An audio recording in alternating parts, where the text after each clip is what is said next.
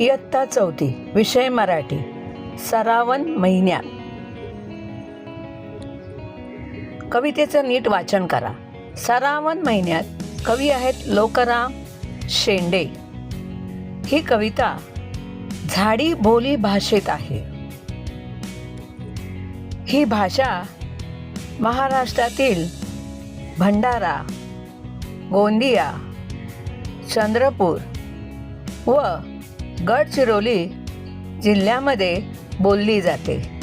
याशिवाय ही झाडी बोली भाषा बालाघाट, दुर्ग व राजनांदगाव या सीमावर्ती भागात देखील ही भाषा बोलली जाते.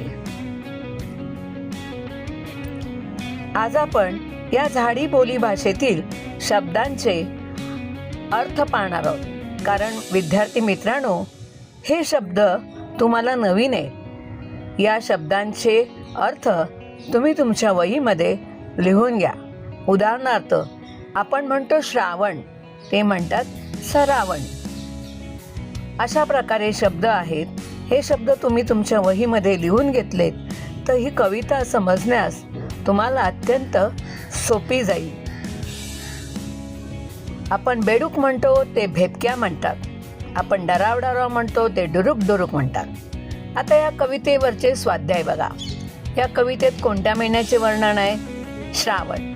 मोराच्या संगतीने नाचणारी लांडोर, रात्री डुरुक डुरुक करणारा भेपक्या म्हणजे बेडूक. श्रावण महिन्याची वैशिष्ट्ये: इंद्रधनुष्य दिसते, विजा कडाडतात, मोर पिसारा फुलवून नाचतो आणि बेडूक डराव करतो. आता 2-3 वाक्यात तुम्हाला श्रावण महिन्यातील निसर्गाचे वर्णन करायचे. श्रावण महिन्यात काळे ढग जमा होऊन गडगडाट करतात, विजा चमकतात, इंद्रधनुष्य दिसते आणि सगळीकडे पाणी होते. आता मोर आणि बेडूक पावसाचा आनंद कसे व्यक्त करतात? तो मोर लांडोरी सोबत पिसारा फुलवून नाचतो. रात्रीच्या वेळी बेडूक डराव करून बाहेर येऊन आनंद व्यक्त करतात. रिकाम्या जागा भरा. रिकाम्या जागा तुम्हाला भरून दाखवलेल्या आहेत. कवितेच्याच ओळी आहेत. नीट पहा आणि वहीमध्ये लिहून घ्या.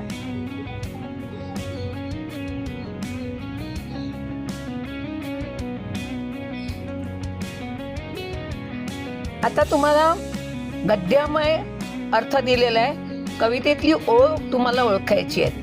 सरावन महिन्यात ढगाढोल वाजवती, काळजात धाकधूक इजा किल्लोर करती. याप्रमाणे कवितेची ओळ लिहून दाखवलेली आहे. समानार्थी शब्द पण दिलेले आहेत. त्याचप्रमाणे विरुद्धार्थी शब्द पण तुम्हाला लिहून दाखवलेले आहेत. ते वहीमध्ये तुम्हाला लिहून घ्यायचे आहेत.